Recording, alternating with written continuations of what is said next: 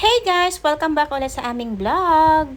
Morning ganap nga muna tayo mga mi. Tapos ko na palang paliguan at bihisan nitong si Achilles at nakita ko nga dito si Daddy Pong na nagdadamo. Sobrang masukal na nga rin dito sa may aming likod. Kaya sabi ko kay Daddy Pong na bawasan na nga lang muna or tanggalin niya nga yung mga damo na sobrang haba na. Meron nga pala kaming nakausap na magdadamo nga lang kaso nga hindi pa nga daw niya maharap. Tuloy-tuloy na rin kasi ang pag-ulan kaya naman sobrang bilis na rin ang paglaki ng mga damo. Maaga nga kaming nakarating dito sa may eskwelahan kaya ito naman ang gusto ni Achilles ang makipaglaro sa kanyang mga kaklase. Hindi na nga rin ako nagtagal at nakikipaglaro na nga siya sa kanyang mga klase at ako naman ay agad na nga lumabas. Fast forward na nga to mga mi at kasama ko na nga dito si Daddy Pong at dinaanan nga pala niya ako dun sa may eskwelahan para samahan ko daw siya mamalengke. 2 oras pa naman ang aantayin ko bago mag-recess nga itong si Achilles kaya naman sinamahan ko na nga rin siya pumunta dito sa may palengke. Bibili lang naman kami ng mga iilang ulam para sa mga susunod na araw. Para naman hindi araw-araw ay nasa loob ka ng palengke.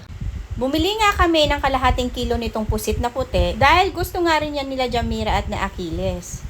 Yung pusit nga lang ang binili namin dun sa may isdaan at nagmeretso na nga rin kami dito sa may mga manukan.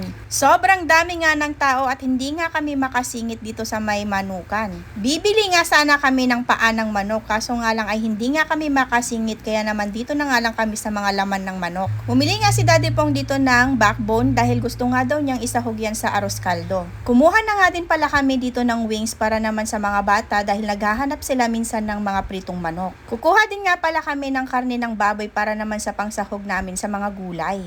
Sabi kasi ni Daddy Pong ay magluluto daw siya ng sinigang na baboy. Maliban nga sa 1 kilo ng karne ng baboy ay kumuha nga rin pala siya ng kalahating kilo ng lamang loob ng baboy. At nang makuha na nga namin ang aming mga napamili ay dumaan na muna nga kami dito sa may bagoong dahil naubusan nga kami ng bagoong sa bahay. Sabi ko nga kay Daddy Pong ay bumili nga muna kami ng hotdog para sa umagahan ng mga bata. Hotdog na nga rin pala ang kinuha namin dahil wala naman silang gusto na ibang mga frozen foods. Mas mahilig nga sila sa mga prito-pritong itlog kaysa naman sa mga frozen foods. Nakita ko nga din pala itong nagbebenta ng saging na napakaganda nga at mukha namang fresh pa itong mga saging.